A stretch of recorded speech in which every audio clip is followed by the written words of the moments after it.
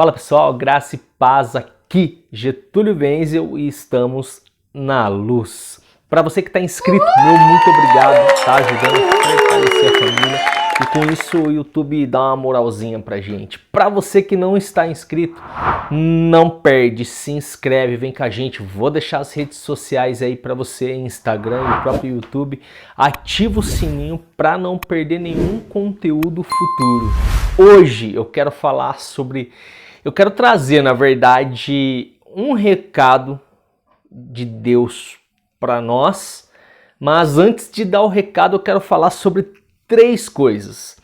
Vou falar um pouquinho sobre pecado, um pouquinho sobre aliança e um pouquinho sobre santidade. Vai ser de uma maneira bem sucinta, eu vou citar alguns versículos para a gente chegar no recado que é importante. Então, se eu fosse você, eu ficava até o finalzinho. Vem com a gente!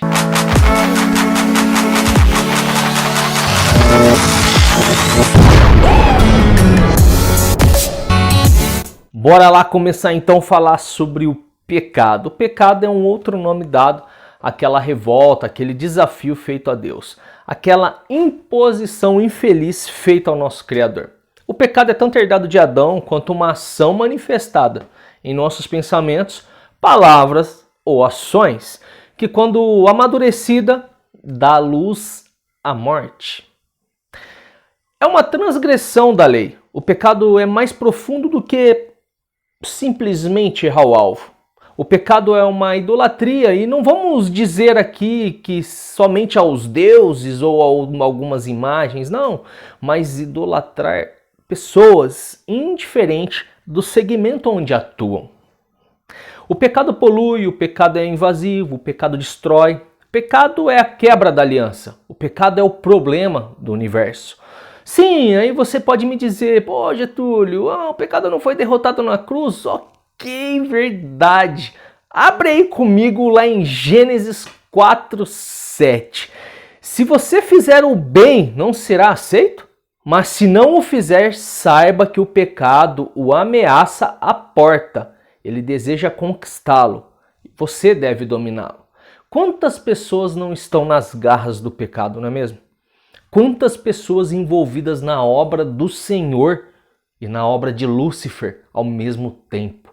O pecado ele está aí, ele não deixou de produzir consequências como aquelas que conhecemos, as pragas do Egito, cativeiro na Babilônia, fogo e enxofre em Sodoma e Gomorra, um dilúvio na terra ou até mesmo a expulsão do paraíso, do jardim.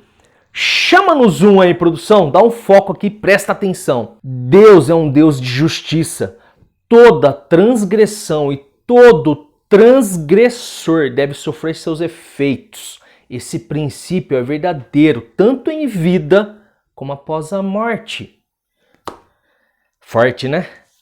Bora, vamos falar de aliança agora. Aliança, temos algumas alianças divino-humana e vários exemplos, noética, abrâmica, mosaica, davídica. Cada aliança nos traz segurança por parte de Deus que ele cumprirá seu propósito para a criação dele no geral, estabelecendo aí o seu reino na terra. E hoje eu não quero falar sobre as alianças, eu quero apenas citar sobre qual foi aquela que nós tivemos lá em Noé. Mesmo perante todo o mal que crescia sem freio entre os seres humanos, Deus manda um dilúvio, mas as suas misericórdias recaem sobre quem?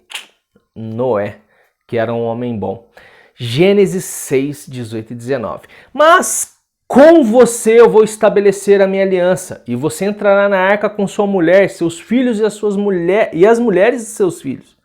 Tome um casal de cada ser vivo, isto é, um macho e uma fêmea, e coloque-os na arca, para que conserve a vida juntamente com você. Deus disse, este é o sinal da aliança que coloco entre mim e vocês e todos os seres vivos que estão com vocês. Para todas as gerações futuras, colocarei o meu arco nas nuvens e ele se tornará um sinal da minha aliança com a terra. Quando eu reunir as nuvens sobre a terra e o arco-íris aparecer nas nuvens, eu me lembrarei da minha aliança com vocês e com todos os seres vivos. Gênesis 9. E olha aqui que interessante. Não há nada tão lindo, não é mesmo, quanto um arco-íris, mas é preciso sol e chuva para formá-lo. Se a vida deve ser equilibrada e ter os seus coloridos, como o do arco-íris, necessário é passar por alegrias e tristezas. Aqueles que só conhecem ou só conheceram prosperidades e prazeres tornam-se duros e superficiais, mas aqueles cuja prosperidade tem sido misturada com adversidades tornam-se bondosos e cheios de graça. Lembre-se, a aliança nos lembra sempre de um compromisso e esse tem que ser mútuo, de ambas as partes, não apenas de Deus para conosco. E apenas para cutucar aí um pouquinho a sua curiosidade, será que nos dias de Noé, os dias de hoje não foram piores ou não estão sendo piores que os dias de Noé? Mas vamos lá, bora para a santidade. Santidade é definida como algo que é separado ou distinto. Deus é santo na medida em que é separado de tudo, porque Deus é. E o povo de Deus deve ser santo ao se separar do pecado. Dessa forma, a santidade ela envolve pureza moral e é um processo diário, é uma busca constante. Essa definição é apenas básica, tá? Não podemos escrever sobre santidades apenas com isso, mas para nossa finalidade aqui é o suficiente. Agora vamos lá em Gênesis, que Deus quer nos mostrar algo importante. 1:1. No princípio Deus criou os céus e terra, e era a terra sem forma e vazia, havia trevas sobre a face do abismo. Beleza? E o Espírito de Deus se movia sobre a face das águas e disse Deus, haja luz.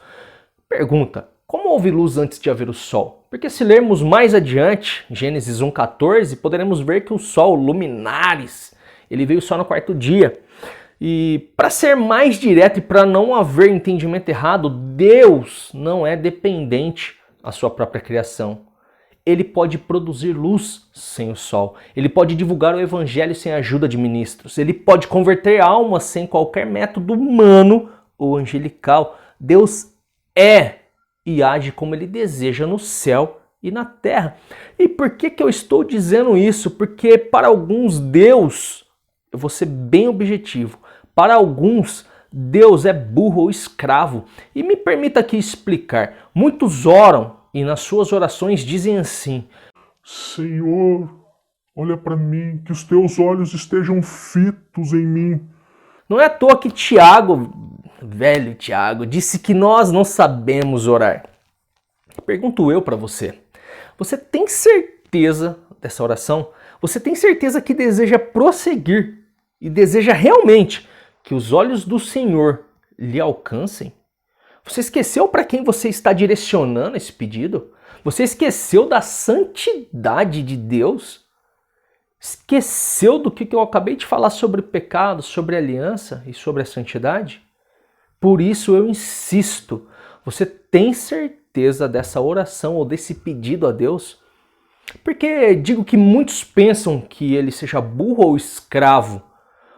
Burro, porque ao tempo que oram e pede, olhe para mim, Senhor, se esquecem do Deus onisciente, onipresente e onipotente.